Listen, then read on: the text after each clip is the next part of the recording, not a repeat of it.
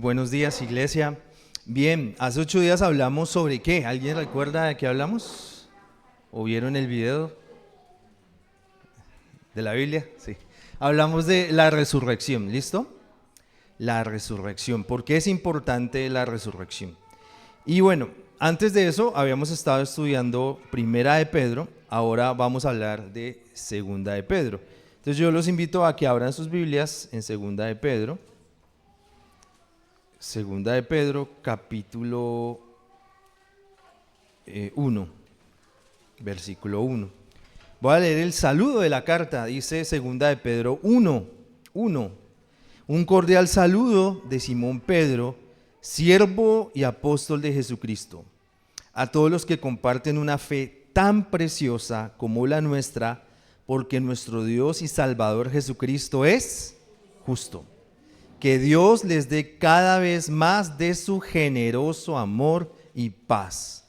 A través de, ojo con esta palabra que es importante en esta carta, a través del conocimiento que ustedes tienen de Dios y de nuestro Señor Jesús. Bueno, la enseñanza de hoy se llama Conoce tu salvación, ¿vale? Conoce tu salvación. Pero antes de empezar a estudiar versículo a versículo, vamos a entender el contexto de la carta.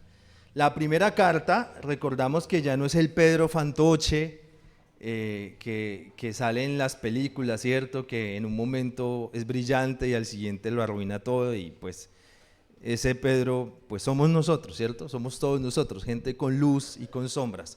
Sino este es un Pedro ya maduro.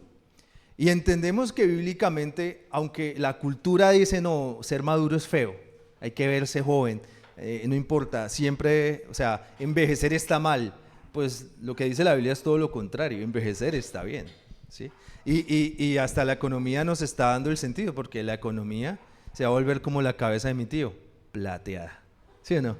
Entonces la economía plateada, hacia allá vamos, hacia una economía de personas mayores. Pero qué mal sería ser mayor sin madurar, porque significaría que seguiríamos siendo unos niños con unos cuerpos que envejecieron, unas mentes que envejecieron, pero seguimos siendo inmaduros, y esa no es la voluntad de Dios. Así que Pedro sí lo supo hacer, dejó que el Espíritu Santo lo guiara y ahora es una persona mayor que escribe de una forma maravillosa, inspirado por el Espíritu Santo. En la primera carta, ¿cuál era la intención? La intención era que iba a venir sobre la iglesia. ¿Se acuerdan que iba a venir? Lo repetimos muchas veces. Persecución. E inclusive sabemos que algunos versículos se escribieron específicamente para algunos lectores que iban a morir muy pronto a causa de la persecución. Ahora, la preocupación han pasado algunos años, no muchos, pero la preocupación en la segunda carta de Pedro son los falsos profetas. ¿Listo? Los falsos profetas. Y pues hay que decirlo, eso no se puede tapar con un dedo. Desde el día cero la iglesia ha tenido que luchar con la herejía. Recordábamos hace 8 días, por ejemplo, el trabajo de uno de los padres de la iglesia, Orígenes. Ireneo de León, con su libro Herejías. O sea, era dos libros de este tamaño, muy aburridos, pero para ese siglo eran perfectos, y simplemente tratando de debatir todas las herejías que en 400 años se habían levantado. ¿Y usted cree que ahora en el siglo XXI no estamos llenos de herejías y cosas que la gente puede ser muy famosa y tener muchos seguidores, pero lo que dice no es más que superficialidades y lugares comunes, pero muy poco de la escritura? Bueno, es el problema que trata de solucionar esta carta. Pero para empezar, él no empieza a hablar de los falsos profetas. Es más, miren qué interesante, no habla de ninguna doctrina en específico, sino falsa doctrina en específico, sino habla de las características de esos falsos profetas. ¿Y sabe qué va a ser lo más potente? Que alguna de esas características de los falsos profetas pueden estar en nosotros. Así que es muy fácil.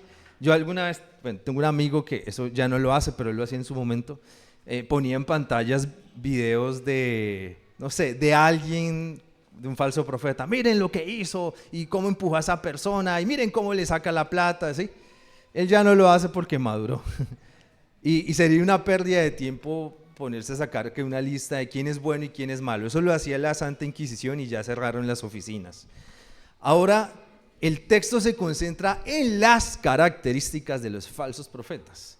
Y eso es para nosotros porque nos ayuda a pensar en que... Gracias, Dianita. Bueno, no sé si es para José. Sí, listo. Entonces, en las características que nosotros podíamos tener. Pero antes de llegar a eso que es tan sabroso, o sea, en serio, yo me disfruté mucho Primera de Pedro, pero ahora que he estado leyendo Segunda de Pedro, también ha aumentado ese gustico. Pero antes de hablar de los falsos profetas y terminar con un tema buenísimo, que quienes vinieron a la oración lo pudieron escuchar el miércoles, el inicio de la carta habla acerca de conocer tu salvación y conocer las Escrituras. Así que hoy vamos a hablar acerca de conocer la salvación. ¿En serio? ¿Conoces tu salvación? ¿En serio? Ahora, eso es importante, pues yo creo que es lo más importante de la vida. Porque implicó la muerte del Hijo de Dios y su resurrección. Así que debería importarnos. Insisto, sería mucho más atractivo hoy comunicarles, no sé, las 5 reglas para ser más feliz, ¿sí? O las 2 reglas para, no sé, prosperar rápidamente. Eso es atractivo y seguramente al publicarlo en YouTube tendríamos más likes. Pero la idea, ¿cuál es, iglesia? Concentrarnos en lo que realmente la Biblia dice. Así que miren cómo describe el apóstol Pedro en su saludo. ¿En qué? Su saludo. Solo en el saludo, cómo está haciendo una distinción de nuestra salvación. Dice: Simón Pedro, siervo y apóstol de Jesucristo, a todos los que comparten una fe ahí que todos tienen hace 2000 años, que aburrida es esta fe. ¿Qué dice? Una fe tan preciosa como la nuestra, porque nuestro Dios y Salvador Jesucristo es justo. Compartimos una fe ¿qué? Preciosa. Y evidentemente en nuestras necesidades humanas de hoy en día lo precioso es comer, ¿cierto? Lo precioso es prosperar en la vida, lo precioso es ser feliz. Pero lo precioso debería ser la fe, la salvación que el Señor nos ha dado. Insisto en este punto, como sociedad del siglo XXI hemos puesto en gran estima al hombre como el Dios del siglo y en muy poca estima a Dios y su palabra. Pero la palabra, esta carta desde el mismo saludo nos dice, oiga, es que tenemos una fe que es preciosa. Y esa fe es sí o sí, ¿de quién depende? Del Dios y ¿qué? Y Salvador. Ya Jesús no como un simple maestro. Aquí somos directos y decimos, Jesucristo es Dios. Jesucristo es el Salvador y es el único justo. Que Dios les dé cada vez más de su generoso amor y paz a través del conocimiento que ustedes tienen de Dios y de nuestro Señor Jesucristo. Ahora, cuando sigamos leyendo la carta y estudiándola, vamos a ver que conocimiento no es simplemente, yo leo la Biblia y sé el orden y me sé los libros, y si saco aquí una línea del tiempo identifico. Eso digamos que se adquiere con el tiempo y la dedicación. Pero cuando hablamos de conocimiento es sí tener conocimiento bíblico, pero es un conocimiento práctico, es un conocimiento real, es un conocimiento encarnado. Una de las grandes dificultades que enfrenta la gente para acercarse a Dios es conocer personas que aparentemente conocen la Biblia o son ministros de la Biblia, pero sus decisiones, su forma de vivir, su forma de tratar a los demás no es coherente con eso. Y ojo que no estoy diciendo perfección, porque la perfección humana no existe, pero sí estoy hablando de coherencia, ¿sí? Y ese ha sido un gran impedimento para muchas personas acercarse a la iglesia, porque dicen, pero si ese hombre que supuestamente es o no es, y mire cómo nos trata, o mire cómo trata a los demás, mire cómo se relaciona con sus compañeros de trabajo, sus empleadores o sus empleados, ¿vale? Ese es un gran desafío. El conocimiento bíblico implica no solamente conocer el texto bíblico, entenderlo, estudiarlo, memorizarlo, sino implica encarnarlo. Implica decir, vivo conforme a este texto. Por eso como iglesia es muy difícil decirles, vea, este es el listado de lo que hay que hacer y lo que no hay que hacer, porque eso se llama legalismo. El crecimiento es cuando la iglesia encuentra en la Biblia, conoce la Biblia y a través de la Biblia dice, hey, esto hay que hacerlo, pero esto debo dejarlo. Y es esa respuesta del Espíritu Santo a través de la Biblia la que trae salvación. Vamos al versículo 3. Con su poder divino, Jesús nos da todo lo que necesitamos para dedicar nuestra vida a Dios. Todo lo tenemos porque otra vez, conocemos a Él, quien nos llamó por su gloria y excelencia. Ahora, este es el gran misterio, que no es misterio, pero pues la gente no lo quiere. Es que la fe es sencilla, en el sentido de que depositen su fe en Jesús para el perdón de sus pecados y crean en lo que la Biblia dice, crean en su obra, porque Él ya les dio todo lo que necesitan para caminar en santidad. Obviamente, por nuestras caídas, por nuestras propias desgracias y zonas grises, decimos, no, pero eso no es verdad, porque yo sigo cayendo. O sea, nos pesa más el golpe de realidad, pero este no es un asunto de realidad, es un asunto ¿de qué? De fe. Y decir, oiga, es que yo no estoy caminando solo, yo no estoy intentando hacer un mejor matrimonio o una mejor familia o una vida privada o pública mejor por mis esfuerzos, sino que lo logro, ¿por qué? Por su poder divino. Lo logro ¿por qué? Porque Él fue quien ¿qué dice el texto? ¿Usted se metió a la iglesia? ¿Usted se hizo cristiano? No, la Biblia dice que fue Él quien nos llamó, no, gracias, quien nos eligió, nos llamó por su gloria y excelencia. Así, versículo 4, nos dio promesas preciosas y valiosas. Confiando en ellas, ustedes serán semejantes a Dios y podrán escapar del mundo, el cual será destruido a causa de los malos deseos de los seres humanos. Ustedes serán semejantes a Dios y podrán escapar del mundo, el cual será destruido a causa de los malos deseos de los seres humanos. Bueno, esto es muy interesante porque si hay algo en que las personas estén en desacuerdo es en cómo va a ser el final de los tiempos, ¿sí? ¿No? Para unos va a ser con ovnis, para otros con dragones, para otros con zombies, ¿cierto? Y los que conocen la Biblia, hay incalculables doctrinas, algunas buenas, otras locas, sobre cómo es el final de los tiempos. Pero las dos ideas centrales, las dos ideas reales y bíblicas, las que se corroboran a lo largo de la Escritura, es que evidentemente el mundo tendrá un fin. ¿Cuándo? ¿Cómo? No lo sabemos. Y Jesús dejó alguna cláusula como preocúpense por encontrar la fecha y las señales. Dijo, no, simplemente vivan. Y eso es muy básico, ¿por qué? Porque cada uno de nosotros también tiene un fin. Y por ejemplo, cuando uno en el seminario estudia escatología, que son los últimos tiempos, no solamente estudia los últimos tiempos del mundo, sino qué significa la muerte, también tu último momento. Entonces, el sentido bíblico no es estar con terror, cuándo va a venir el fin y que si va a pasar o no va a pasar, sino decir realmente, yo estoy listo como creyente, cuando sea que sea el fin. Debo estar listo para reunirme con mi Creador.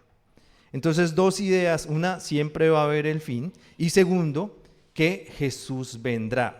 ¿Cómo vendrá? ¿Cómo va a ser ese mundo después de que Jesús regrese? Solo sabemos que es una nueva creación y que tampoco hay una instrucción bíblica de estar obsesionados con el tema y imaginarse sueños y pensar que tal cosa y tal otra. Hace unos días un pastor en Bogotá, nos reíamos porque él me decía, oiga, en todos los sueños y visiones, uno es el héroe. Y eso puede que esté mal, porque uno también es pecador, ¿sí? Dice, eso es como un profeta que tenía en la iglesia. Siempre decía, mire la palabra que Dios tiene para el pueblo. No creo. La palabra es para mí y para todos. En la Biblia no existe un pueblo. En la Biblia todos somos parte de ese pueblo de Dios. Muy bien. Versículo 5. Como ya tienen esas promesas, esfuércense ahora por mejorar su vida así. Wow. La abundancia de la gracia divina hace que el cristiano no pueda vivir indiferente. Esa gracia divina, esa salvación tan generosa, implica una dedicación total. ¿Implica qué? Una dedicación total. Entonces, ya sabemos que la salvación es de Él, es por su gracia, Él nos eligió, Él nos salva, Él nos santifica. Entonces, pues sigamos viviendo como sea, ¿sí? No, sino que el versículo 5 dice, vea, como ya tienen estas promesas de salvación, ahora esfuércense. ¿Listo? Ese esfuerzo no va a reemplazar la obra de salvación en Cristo, pero sí nos va a ayudar a cooperar en el proceso de santificación. Dice, y ahora por mejorar su vida así. Y lo que sigue aquí son una serie de virtudes. ¿Qué es eso? El don de Dios para ser heroicos. El don de Dios para una calidad de vida que nos haga sobresalir como excelentes. Entonces empieza así, a la fe. Ustedes ya todos empezamos por lo básico. Tengo la fe en que Jesús murió y resucitó por mis pecados y me ha salvado. A esa fe dice, añádenle un carácter digno de admiración. Carácter digno de adoración es virtud, es decir, un don de Dios para obras heroicas. O sea, cuando usted nadie lo ve, pero usted toma la mejor decisión y usted dice, es que soy un crack, no es usted, sino es la virtud de Dios obrando en usted. Esa calidad de vida, la virtud es una calidad de vida que nos permite sobresalir como excelentes. Entonces, fe, nivel 1, luego esa virtud o carácter digno de admiración, pero a ese carácter digno de admiración hay que añadirle, ¿qué?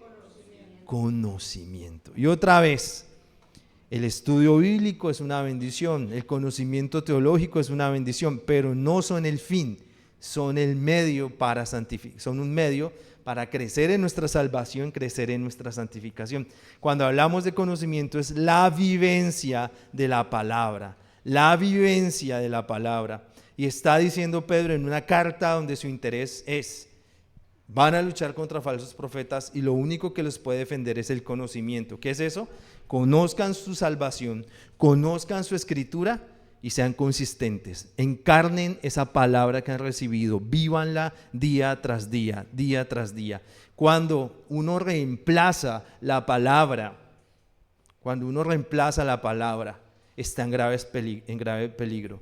En un libro de Guardando tu corazón, un libro de un puritano, él sacaba una frase de un líder religioso de esa época, del siglo XVI, y decía, bueno, cuando yo era un líder normalito, creía en Dios.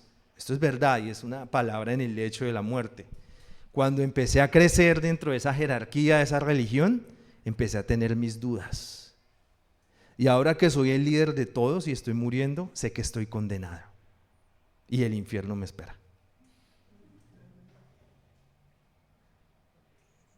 La pregunta es, ¿qué puede ser ese tesoro aparentemente bueno al cual te aferras y te alejas de tu salvación? Te alejas de ese conocimiento vivencial en Dios. ¿Qué cosas se está volviendo tu Dios? Y una forma sencilla de cómo tener observaciones de cuál es el centro de tu vida, cuál es el centro de tus conversaciones. ¿Qué es lo que más conversas? ¿Qué es lo que te preocupa?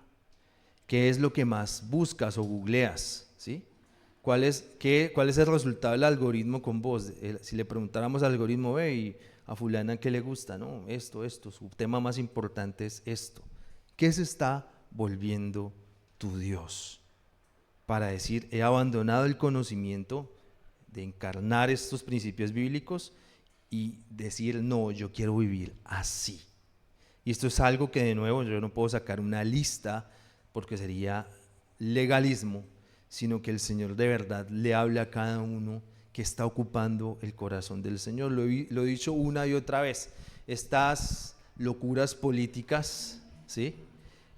Son una bendición porque reflejan dónde está el corazón de las personas, dónde está su prioridad, qué es lo que quieren que gobierne, qué es lo que les gusta encima de la Biblia. Con varios pastores hemos compartido que es curioso ver personas que jamás evangelizan y que además son súper inconstantes en la iglesia, pero eso sí, para el asunto de su político o política de turno, tienen toda la energía, toda la fuerza, toda la motivación. Es decir, está reflejando cuál es su corazón. Otro pastor decía, ese sí es para José, eso, gracias. Otro pastor decía, las redes sociales son una bendición, porque pueden demostrarnos que sí teníamos tiempo para orar. ¿Sí o no? Bien, sigamos. Después del conocimiento, versículo, ¿dónde estoy? A ver, ¿dónde? Recuérdenme, 6. Al conocimiento añádanle dominio propio. Mi esposa estuvo hablando del dominio propio hace unas semanas, ¿lo recuerdan? Dominio propio. Y el dominio propio es un área con la que luchamos todos los seres humanos. Podríamos pensar en 4 áreas. La primera, una muy común, la comida. Hay una frase que es horrible, pero que nosotros hemos aceptado como buena. No, es que los creyentes no beben, pero sí. ¿En serio? ¿Pero dónde dice la Biblia eso? No lo dice. Pero nosotros lo hemos aceptado como propio. Y la falta de moderación en nuestra forma de comer demuestra que nos falta dominio propio. Nos falta. Ahora, en el manejo del dinero, escúcheme bien, porque, espero no me cancelen mi viaje a China, porque Temu y Shein demostraron con total claridad nuestro impulso consumista, ¿sí? Por favor, hermanos chinos, no me cancelen el viaje. No, mentiras. Pero el punto es eso, o sea, la obsesión por comprar. Nos pasó algo, en la remodelación le guardamos los juguetes a Paz pues para que no se empolvaran y no los hemos vuelto a sacar. Y ella está feliz y sigue, no los necesita, ¿sí? Ahora, si uno hace el ejercicio, por ejemplo, de guardar el celular y sacar un libro, o simplemente yo a veces hago el esfuerzo de sentarme en ese sofá y ver pasar el perro, el gato, ¿sí? No más, ¿sí? Y la adicción, la adicción le hace a uno temblar las manos, como, uy, pero ¿será que me perdí algo del giro? ¿Se cayó alguien? ¿Sí? No, pero no, sí se puede vivir. Aquí la mayoría somos grandes y todos nacimos, bueno, Sarita no, pero de resto todos nacimos sin celular, ¿sí? Sarita es la más joven, uy, qué bien. Todos nacimos sin celular. Yo a veces decía, ¿cómo hacíamos? Yo me iba al centro, yo me fui a los 16 años a Bogotá, sin celular. Llegué al terminal, puse una moneda de 1.000, llamé a mi casa, no contestaron, bueno, salí, cogí un bus, llegué a donde mi tío Jorge, le pedí el teléfono, no, fui a una cabina telefónica y llamé, mami, ya llegué. 12 horas después y nadie estaba preocupado, ¿qué pasó en estas 12 horas? ¿Cierto? Vaya a ver si uno envía a un muchacho de 16 años en un bus hoy en día, ¿no? Bien, entonces el punto es, ¿yo por qué estoy en esto? El dominio propio, ¿listo? Ese es el dominio propio, el predicador se pone a hablar un montón de cosas en vez de concentrarse en la palabra. Otros 2 puntos donde tenemos problema con el dominio propio. El tiempo, ¿cierto? El perder tiempo en una cosita u otra y no enfocarnos. La sexualidad. La Biblia tiene pautas sobre sexualidad, y obviamente son privadas, cada persona las vive, pero el no vivir bajo esas pautas demuestra nuestra falta de dominio propio. Y había otra,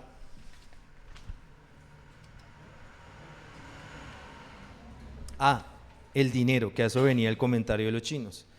No alcanza el dinero. Crean que se alcanza. A ver, quiero que sean muy honestos y pensemos este ejercicio. Realmente, y es muy básico, realmente necesitamos, o sea, piensen en el funcionamiento esencial de su cuerpo. ¿Realmente necesitamos todo lo que comemos? ¿O lo que comemos en un día le podríamos rebajar un poquito y podemos seguir viviendo? Probablemente, sí podríamos rebajarle. Pero ese dominio propio no es algo que nosotros podamos lograr por nosotros mismos. Necesitamos el apoyo del Espíritu Santo, y si quieren profundizar en dominio propio, vayan a esa predicación de mi esposa. Dice, al dominio propio añádenle constancia. Constancia. Y yo creo que todos tenemos la mayoría, porque algunos no, la mayoría tenemos un problema, es la falta de constancia, ¿cierto? Empezamos algo, a caminar o lo que sea, y la idea se va diluyendo en el tiempo. Pidámosle al Señor constancia. A la constancia añádenle servicio a Dios. Nótense que ha hablado de puras cosas personales y hasta ahora habla del servicio a la iglesia. Empezamos evidentemente por la fe, luego por la virtud o carácter digno de admiración, conocimiento, dominio propio, constancia y ahora sí, servicio a Dios. Servicio a Dios, lo que hacemos en la iglesia, lo que hacemos en nuestras vidas para la gloria de Dios. Versículo 7, al servicio a Dios añádenle afecto a sus hermanos en Cristo, y a ese afecto añádenle amor. Si todas estas cosas están presentes en su vida o sea que siempre hay margen de maniobra. No, yo tengo 90 años, hay margen de maniobra para mejorar. Entonces no serán gente inútil y no habrán conocido en vano a nuestro Señor Jesucristo. Es decir, que el apóstol considera la posibilidad de que haya personas que conozcan a Jesús, se interesen por los temas espirituales, pero sus vidas no están siendo discipuladas, sus vidas no están cambiando, sus vidas de pronto en algunas áreas están empeorando. ¿Y esa no sería una gran tragedia? ¿No sería una gran tragedia, por ejemplo, que usted tuviera, voy a dar un ejemplo muy mundano, que usted tuviera problemas de manejo del dinero y su roomie o la persona que vive en su mismo apartamento es el mejor experto en el mundo, pero usted nunca le preguntó? Y cuando él le quiso decir algo, usted dijo, no, yo estoy ocupado tratando de solucionar este problema. Asimismo, nuestro roomie es Jesús, Él vive con nosotros. ¿No sería muy triste que teniendo al Salvador del mundo, nuestras vidas sigan iguales? Y es aquí donde viene una afirmación muy fuerte que la vamos a ver ahora más adelante en el Evangelio de Lucas, y es que algunas personas creen como, bueno, ven y sálvate, ya te salvamos, y después haz a Jesús el Señor de tu vida. Pues parece que la Biblia muestra que esas cosas vienen conectadas. No solamente es, ay, me salvé y bueno, soy salvo, siempre salvo y puedo hacer con mi vida lo que se me dé la gana, sino que la salvación viene con la sujeción al señorío de Jesús. 9. Si a alguien le faltan estas cosas, entonces está tan corto de vista que está ciego y ha olvidado que sus pecados fueron perdonados. Y esta es una lucha constante, porque la Biblia dice que tenemos un acusador, que no es nuestra conciencia, que es el diablo, y quiere hundirnos, y quiere decir, usted ya pecó, pues peque más, húndase más, es que usted ya le ha fallado mucho a Dios. Pero ¿qué dice la Biblia? Todos tus pecados ya fueron, en pasado, fueron perdonados. Así que lo que hay que hacer no es quedarse, sino levantarse y decir, así que hermanos, Dios los llamó y los eligió. Una y otra vez la Biblia dice que esta salvación es por elección de Dios, no es por nuestro esfuerzo. Pero ¿qué implica? Esfuércense por demostrarlo con su vida y así nunca caerán, sino que recibirán una grandiosa bienvenida al reino eterno de nuestro Señor y Salvador Jesucristo. Esta es la actitud. Yo no sé, aquí hay varios profes, ¿no? Gustavo, ¿quién más? Luis, que es profe. Diana, José. La verdad se ha dicho, uno a veces tiene unos estudiantes que no son los mejores, o sea, que no son genios, pero tienen una disposición a hacerlo bien, ¿sí o no? Y la embarran, y van y traen un libro y estudian. Ustedes que si son buenos profesores, yo no. Yo digo, no, yo a este niño no lo puedo dejar perder esto, ¿sí? Entonces haga esto, haga lo otro, pero el parcial, bueno, inténtelo por este lado, ¿sí? Pero uno ve que como el impulso, la disposición, dice, es que este como ingeniero no se va a dejar morir, este va a resolver, si no sabe quién lo ayuda va al otro lado. Y alguna vez conocí una estudiante de una universidad privada aquí en Buga, y en serio que ella a mí no me parecía, o sea, comparativo por resultados y desempeño habían mejores. Y me dijeron que se iba a presentar una prácticas en Cali. Yo decía, no, pues por goleada va a estar el ICES y Univalle, ganó ella. Y después de esa universidad hicieron unas visitas y estaban súper contentos con ella. Y el tema era ese. De pronto no era así, no les iba a sacar una teoría ahí de la producción, pero resolvía. Y tenía esa humildad de trato con las personas. Bueno, ¿para qué hago ese ejemplo? Esto es la vida cristiana. Usted y yo no somos los más brillantes para ser salvos, ¿sí? Todas nuestras ideas para ser salvos normalmente son estupideces, normalmente terminan hundiéndonos más. Pero el Señor, que es el buen profesor, buen pastor y el buen profesor. El buen pastor dice, venga, mijo, le voy a dar esta herramienta, te va a pasar esto, ¿sí? Léete esto de segunda de Pedro. Volví y la embarré. Bueno, ánimo. La Biblia dice que es mejor perro vivo, es un perro pero estás vivo, que un león muerto, ¿sí? Levántate, ánimo, insiste. Esa es la intención del cristiano. Como cristianos, a veces Satanás quiere llevarnos al victimismo. No, yo no soy suficiente, yo no puedo, yo siempre la embarro, o todos me odian, cualquier cosa, o hacia adentro o hacia los demás. Pero lo que Dios dice es no más victimismo, sino sé ese estudiante aplicado que aunque no lo logre, lo sigue intentando, la sigue luchando, encarna la palabra, tiene ese conocimiento. Quiero ir a Lucas 18, antes de volver a Primera de Pedro, quiero que vayamos a Lucas 18. Y vamos a entender esto de la salvación en un texto del Señor Jesucristo, Lucas 18, y voy a leer seguido desde el versículo 18. Lucas 18, 18.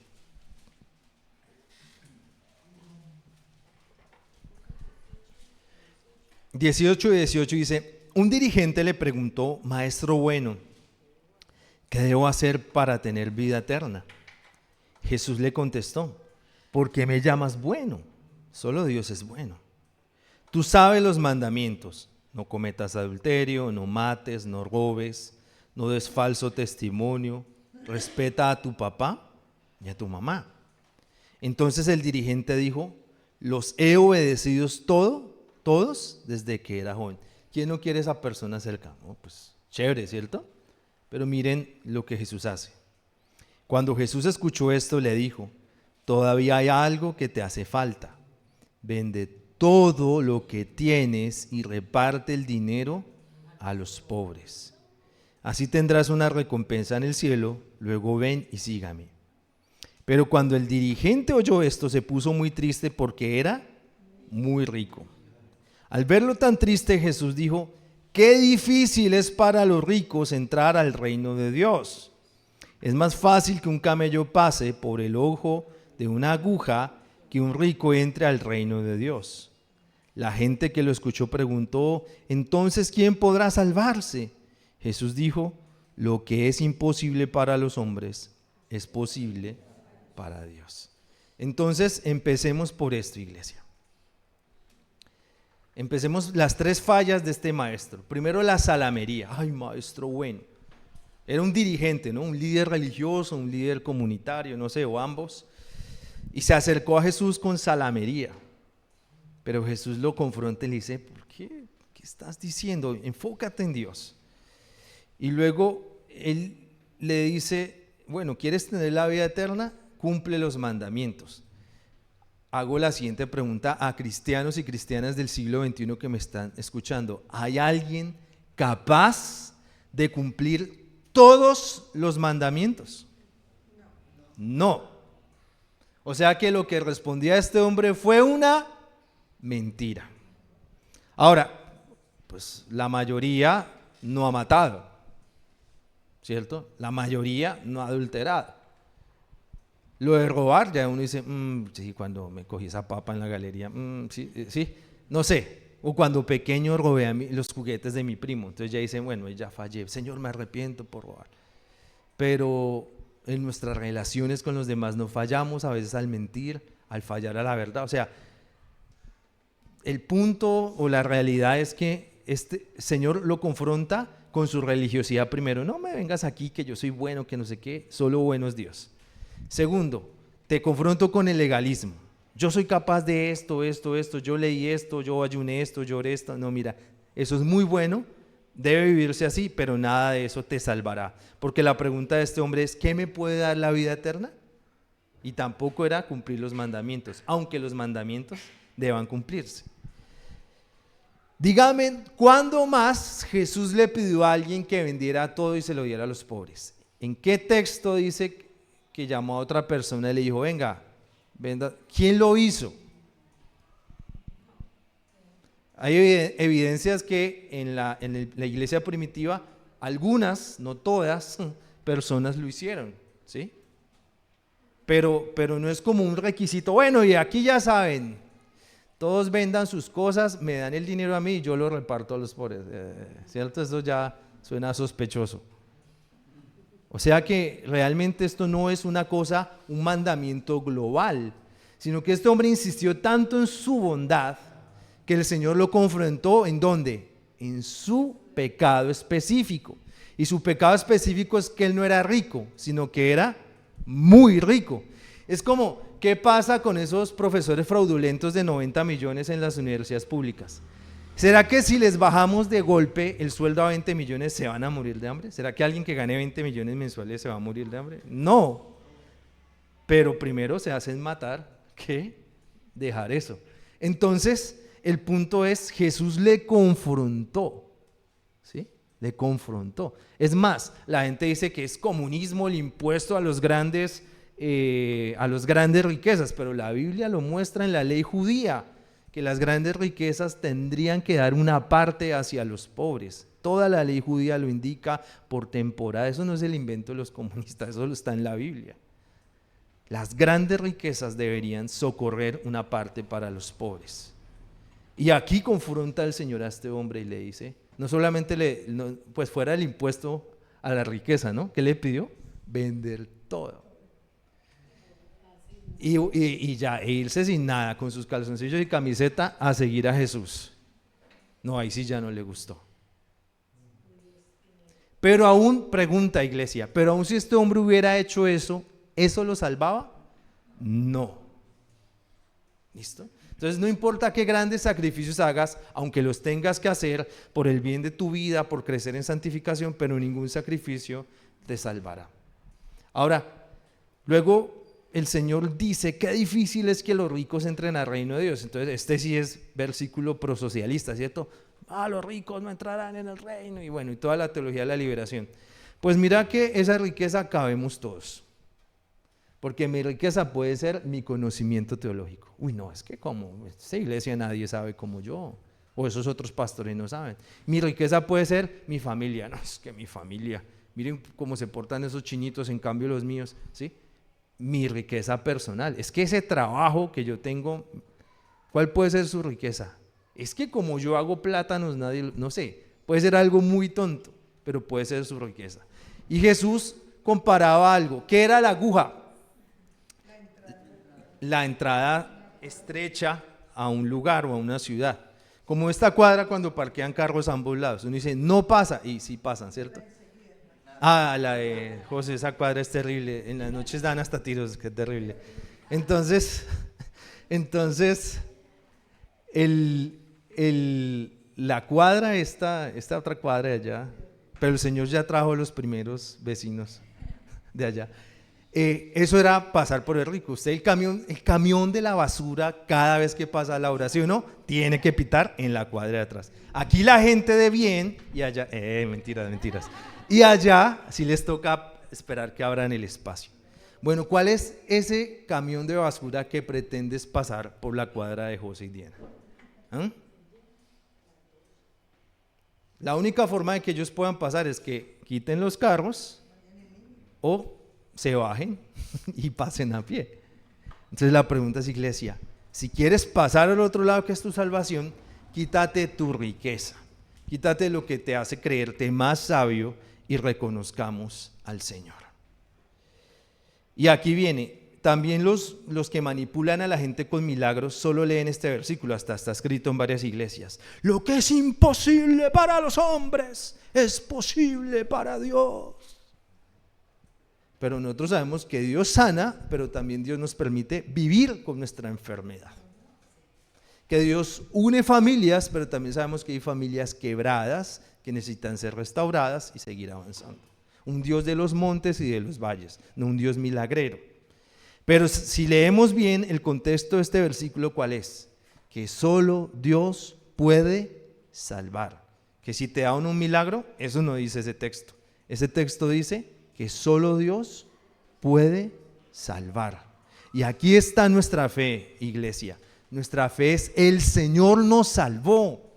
Y nosotros estamos preocupados es porque la embarramos y perdimos la salvación. Cuando tenemos que estar es, Señor, tú me salvaste. ¿Cómo debo trazar esa ruta de fe, virtud, conocimiento, dominio propio? ¿Sí ven que es al revés? No una angustia de que yo me salvo o me pierdo, sino una convicción de que a pesar de mí mismo, a pesar de mis pecados, ¿cómo puedo seguir creciendo en santificación y ser una persona coherente? Vamos a finalizar volviendo a la segunda de Pedro, pero vamos a leer del versículo del 12 al 15. 12 al 15. Algo que no les conté del contexto de la carta es esto. Pedro sabía que muy pronto iba a morir. Así que esta es su última carta. Yo no sé ustedes, pero si usted ama a alguien y le va a dejar una carta, no puede ser como Michini y sus 3 amigos, ¿cierto? O sea, tiene que ser algo significativo. Y quiero que leamos estos versículos del 12 al 15, entendiendo que los escribe alguien que está pronto para morir. Dice, ustedes ya saben todo esto y permanecen firmes en la verdad que se les enseñó. Sin embargo, yo siempre los ayudaré a recordarlo. Creo que hago bien en recordarles esto mientras esté aquí en la tierra, porque nuestro Señor Jesucristo me ha hecho saber que pronto tendré que dejar esta vida. Por eso haré todo lo que pueda para asegurarme de que siempre lo tengan presente, aún después de que yo me vaya. Pongámonos de pie, vamos a orar en esta mañana.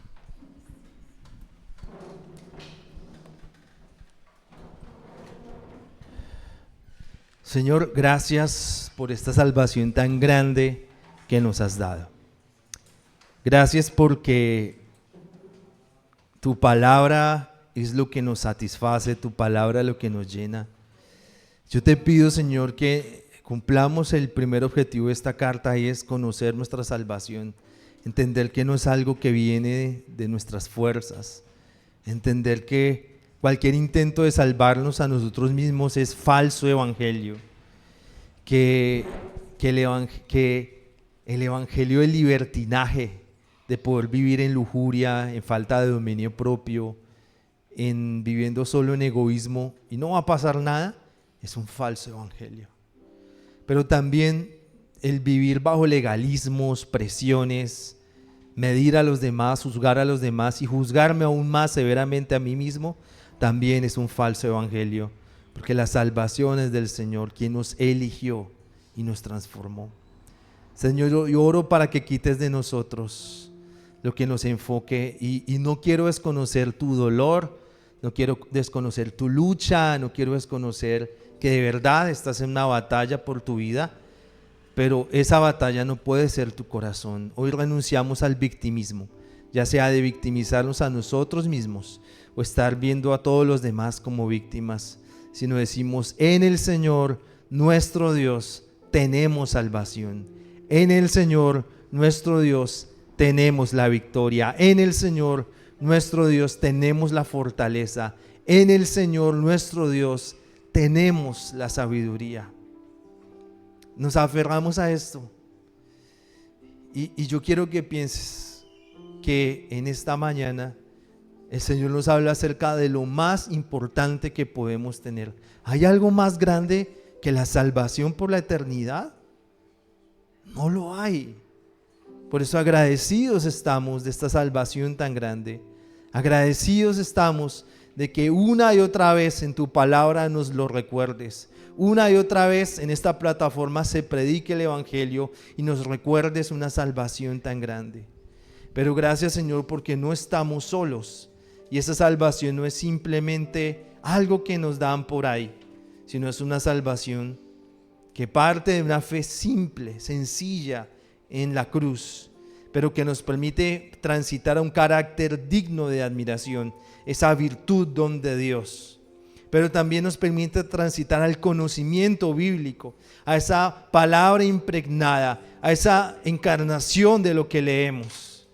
Y nos permite el dominio propio que tanto necesitamos. Perdónanos por nuestros excesos, Señor. Perdona nuestros excesos y nuestra falta de dominio propio. Gracias, Señor, porque tú nos das constancia. Perdona nuestra inconstancia y ayúdanos a ser coherentes, Señor. Y ayúdanos, Señor, que en esta formación personal implique también el servicio a Dios, el servicio aquí en tu casa para tu gloria. Un servicio guiado por el afecto, por el servicio unos a otros y el amor, que es la mayor virtud cristiana. Recibimos de ti, Señor, de tu gracia y de tu poder. Te agradecemos la oportunidad de haber estado esta mañana en tu casa. Bendigo a cada persona que ha tomado de su tiempo, de su descanso, para estar aquí unidos como iglesia, contemplando al Señor, alabando al Señor, escuchando la predicación y haciéndola vivas. Por eso, iglesia, que el Señor te bendiga y te proteja. Que el Señor sea bueno contigo y te tenga compasión. Que el Señor te mire con amor y te haga vivir en paz. Dios les bendiga.